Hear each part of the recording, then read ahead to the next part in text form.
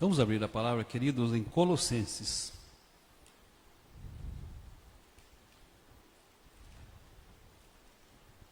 Capítulo 3,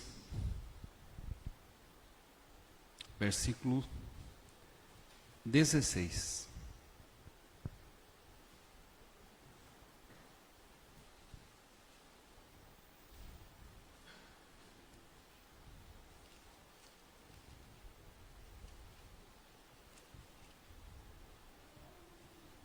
Apenas esse versículo. Colossenses capítulo 3, versículo 16. Colossenses 3, 16.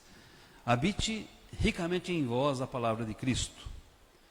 Instruí-vos e aconselhai-vos mutuamente com toda a sabedoria, louvando a Deus com salmos e hinos e cânticos espirituais, com gratidão em vosso coração. Deus abençoe e aplique a sua palavra em nossos corações.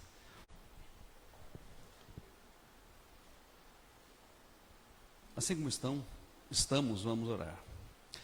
Pai querido, nosso Deus, te damos graças, Senhor, por estarmos reunidos em tua casa nesta noite. Pela certeza de que o Senhor está conosco, o Senhor está em nós, o Senhor está nesse lugar. Graças te damos por estes momentos maravilhosos de louvor, de adoração e de gratidão, que aqueceram o nosso coração, ó Deus, ao te oferecer aquilo que lhe é devido. Pedimos agora que o Senhor fale conosco, através da tua palavra. Nós precisamos ouvir a tua voz, Senhor. Tu conheces as nossas necessidades. Venha ao encontro de cada uma delas. Ó Senhor, através do teu Espírito, ilumina o nosso entendimento, abre o nosso coração e faz-nos, Senhor, conhecedores e praticantes da tua palavra.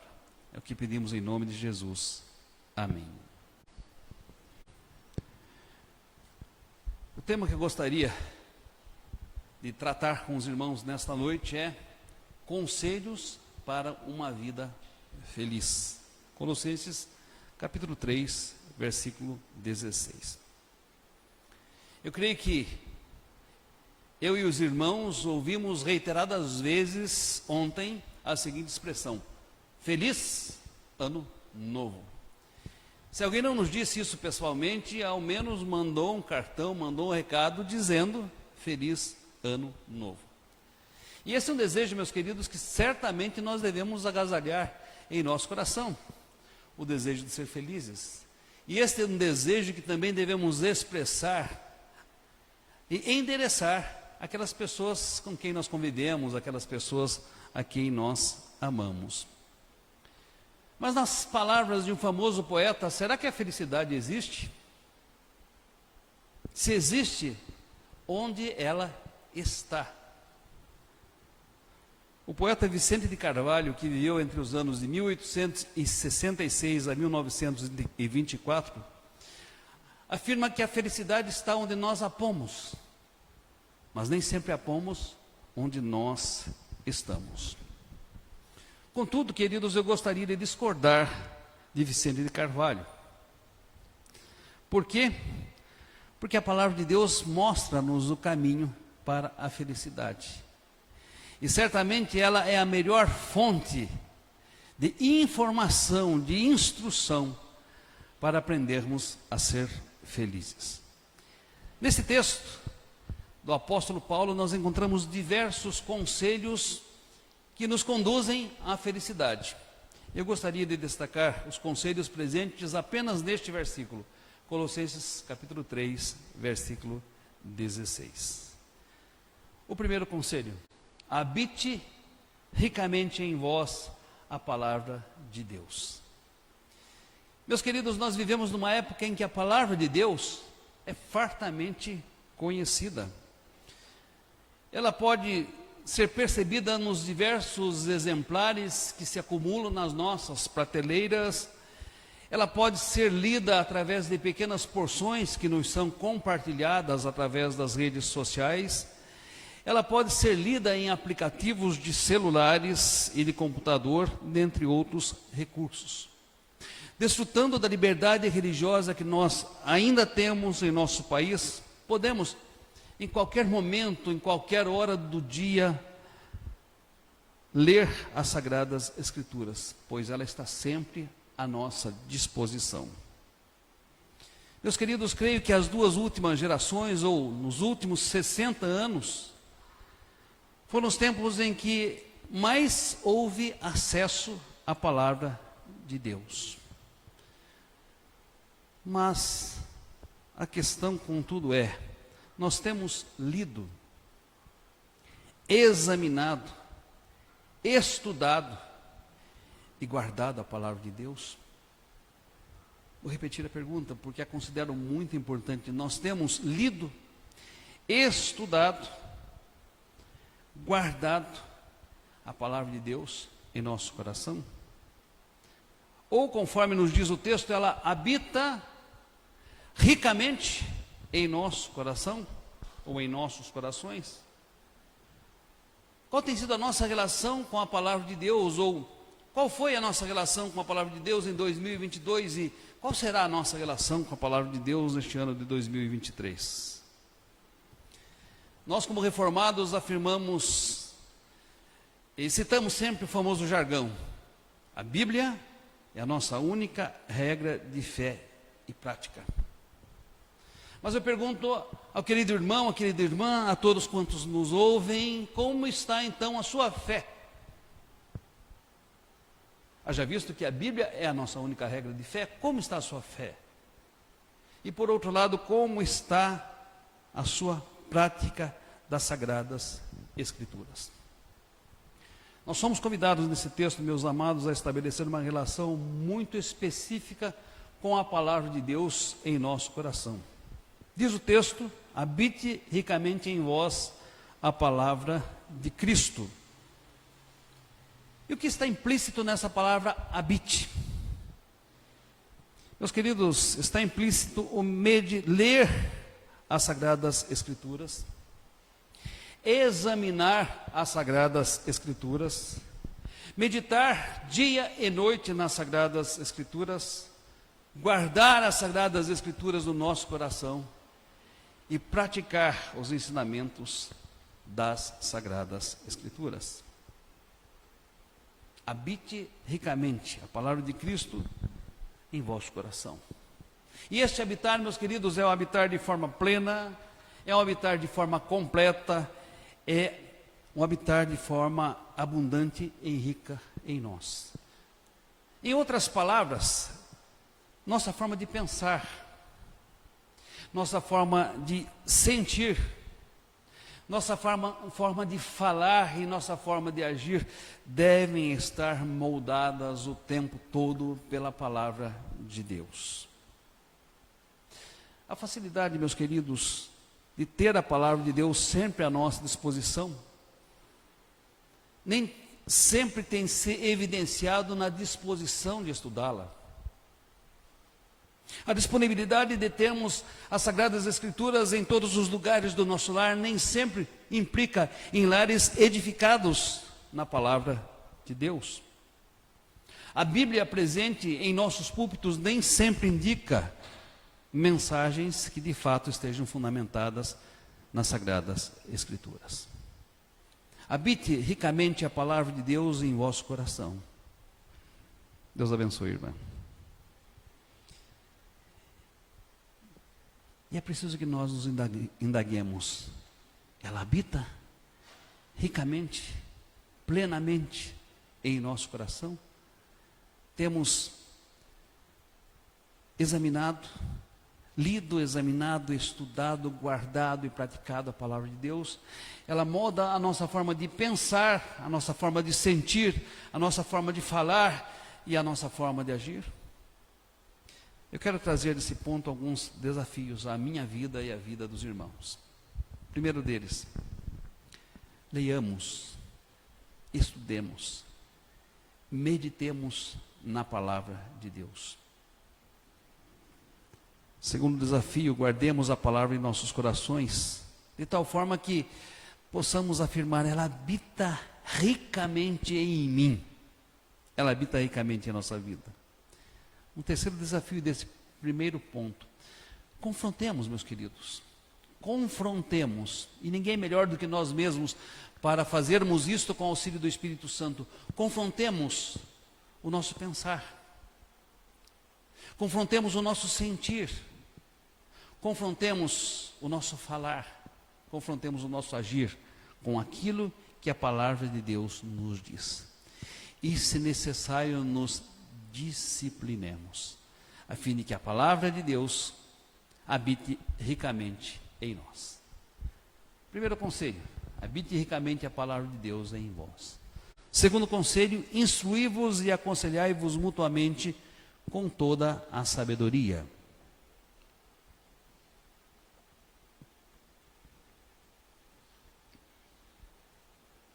Meus queridos, como igreja somos convidados a aprender de Jesus Cristo.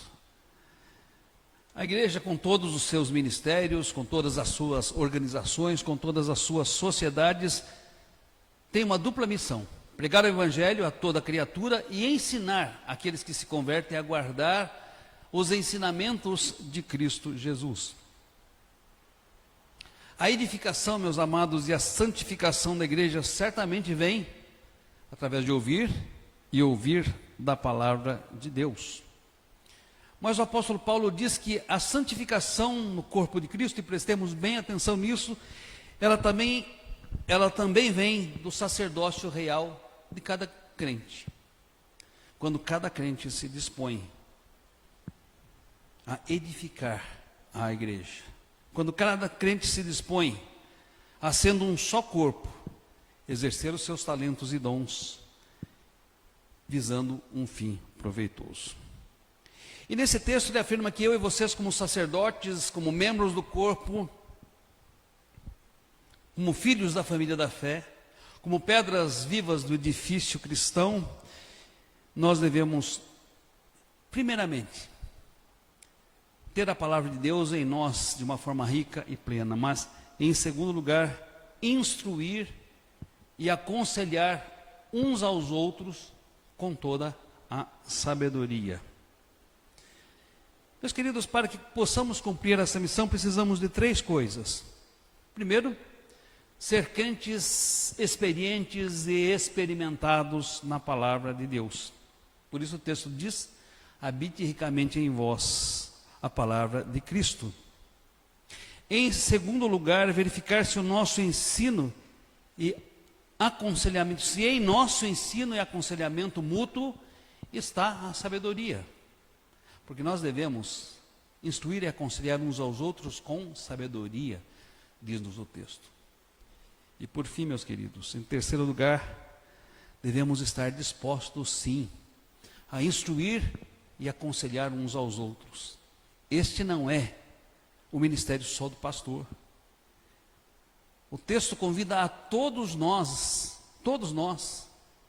quer tenhamos um ministério ou não na igreja, a nos instruirmos e aconselharmos mutuamente com toda a sabedoria.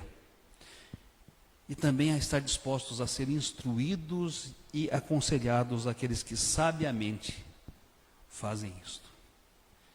Perceba que o texto usa a palavra mútua. Nós devemos instruir e aconselhar, mas devemos ser humildes o suficiente para ser instruídos e receber conselhos.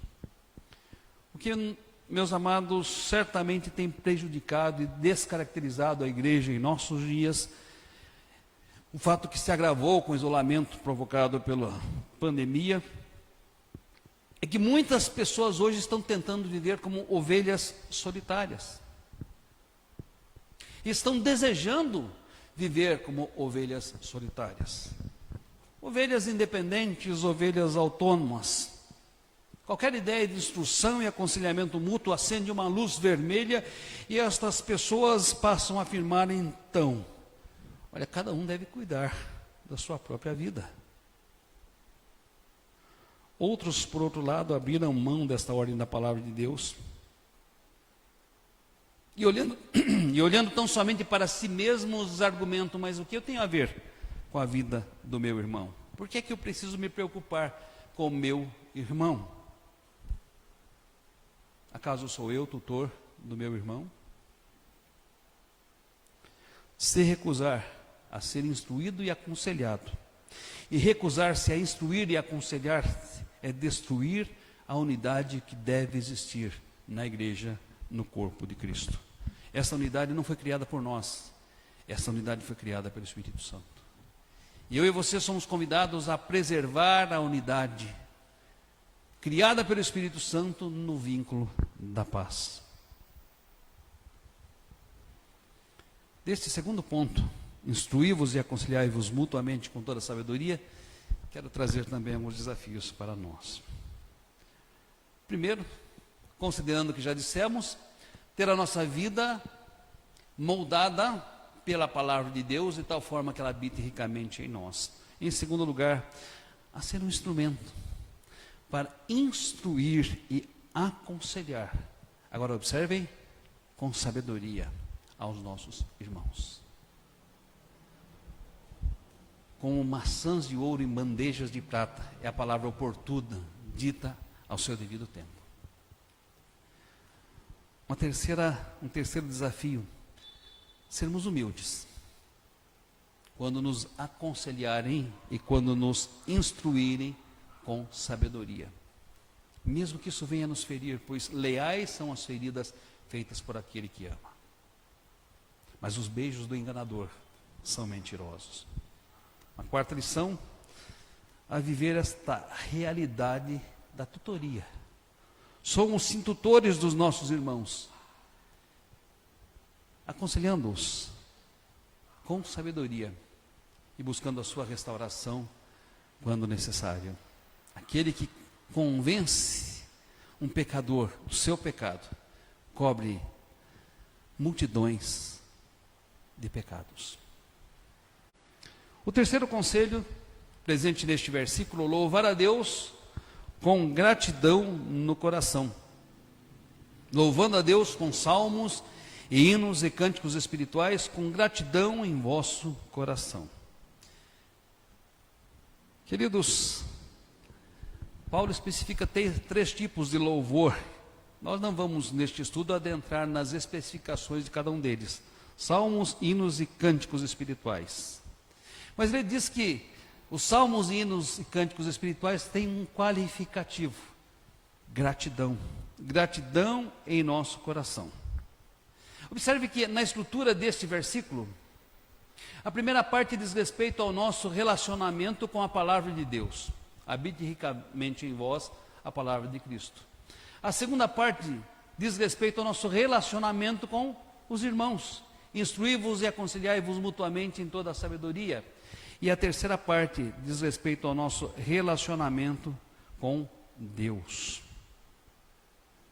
Considerando esta ordem apresentada pelo versículo, meus amados, à medida que a palavra de Deus habita ricamente em nosso coração, nós somos capazes de instruir e aconselhar uns aos outros com sabedoria.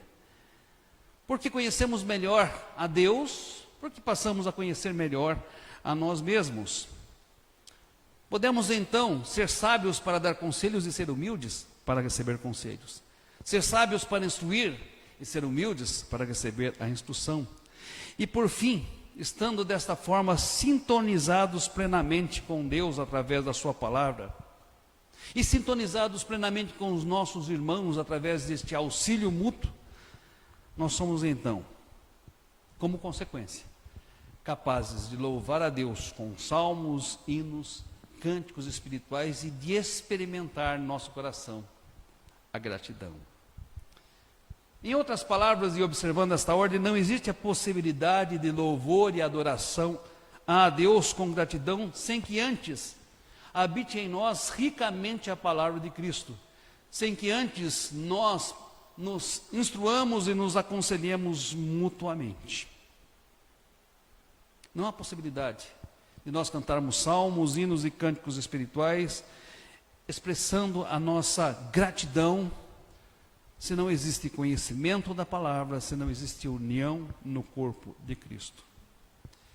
E o profeta Isaías reforça esta lição, dizendo que as cerimônias religiosas, os sacrifícios e até mesmo o ajuntamento do povo de Deus eram desagradáveis a Deus.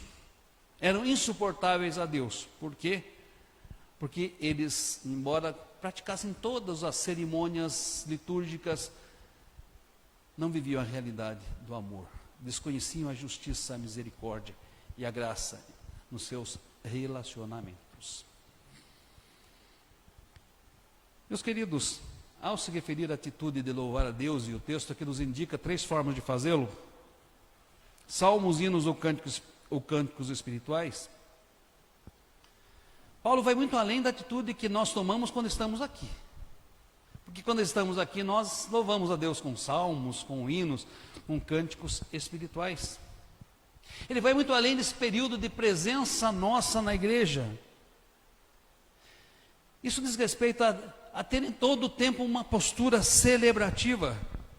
Ou seja, a ter o louvor sempre presente nos nossos lábios, a ter a gratidão sempre presente em nossa vida. Meus queridos, esta é uma bênção, mas é uma bênção que muitas vezes temos desprezado em nossos tempos. Vamos fazer uma análise. Quanto do nosso dia é ocupado com expressões de louvor e de adoração? Pelo menos uma vez durante o dia nós expressamos nosso louvor e a nossa adoração a Deus? Durante quantas vezes no dia nós agradecemos pelas bênçãos que nós temos recebido? Agora, negativamente, consideremos quantas vezes durante o dia nós temos reclamado e murmurado. Quanto tempo do nosso dia ou da nossa vida tem sido gasto com amarguras, ressentimentos e mágoas? Por quanto tempo do nosso dia nós temos passado com o semblante carregado, demonstrando irritação com a nossa esposa, com o nosso esposo, ou com os nossos filhos, ou até mesmo com os irmãos da igreja? Recentemente eu assisti um vídeo muito interessante que dizia o seguinte: você já pensou se tudo quanto você reclama lhe fosse retirado? O que é que sobraria? O que é que sobraria? 3 últimos desafios desse terceiro ponto. Desenvolvemos uma atitude de adoração a Deus, que vai muito além da nossa presença aqui na igreja. Desenvolvamos uma atitude de adoração. Reservemos tempo durante o dia para viver isto, para experimentar isto. Elaboremos uma lista das coisas pelas quais nós somos gratos. E repitamos isso em voz alta durante o dia: Senhor, eu sou grato. Sou grato pela vida. Eu sou grato por quem vive comigo na minha casa, pelos meus filhos, pelo meu esposo, pela minha esposa. Eu sou grato pela tua provisão necessária para o dia. Sou grato, Senhor, porque eu sou teu filho. O Senhor me deu o poder de ser teu filho, porque eu recebi a Jesus como meu Salvador e Senhor. E vai enumerando as suas expressões de gratidão e expresse isso verbalmente, audivelmente durante o dia.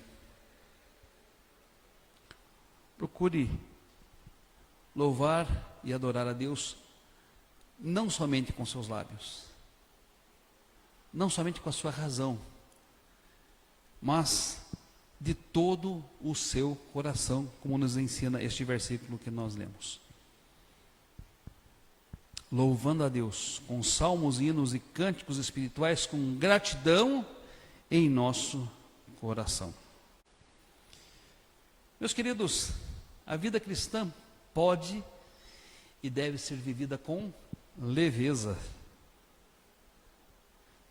Nós enfrentamos e enfrentaremos lutas nesta vida, meus amados, mas essas lutas que incluem conflitos e dores que a gente não gostaria de experimentar, fazem parte do propósito de Deus para a nossa vida. No entanto, mesmo em meio às lutas, tenho certeza, mesmo em meio às lutas, Deus nos assegura vida abundante. Para que isto ocorra, aprendamos a viver felizes em toda e qualquer circunstância. E para que aprendamos a viver felizes em toda e qualquer circunstância, eu quero voltar aos 3 pontos que nós ensinamos nesta noite. habite ricamente a palavra de Deus em vosso coração. Instruí-vos e aconselhai-vos mutuamente com toda a sabedoria. Louvem a Deus com cânticos, com hinos, cânticos espirituais, com salmos, hinos ou cânticos espirituais, conforme diz o versículo, de todo o seu coração. E eu tenho certeza, seremos melhores como crentes, como membros de igreja, seremos melhores como igreja, e experimentaremos vida abundante, e experimentaremos uma vida realmente feliz. Que esses conselhos trabalhem a minha vida e a minha história, trabalhem a sua vida e a sua história, em nome de Jesus. Amém.